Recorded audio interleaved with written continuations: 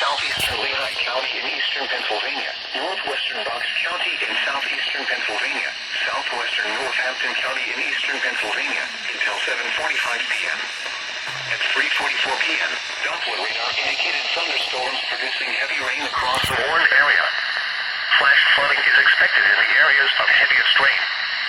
Some locations that could experience flooding include Allentown, Easton, Bethlehem, Forks, Emmaus, Northampton, Wilson, Hellertown, Nazareth, East Greenville, Bath, West Easton, Valley, Steuben, Green Lane, Glendale, Zionsville, Ancient Oaks, Lehigh University, and Terryville.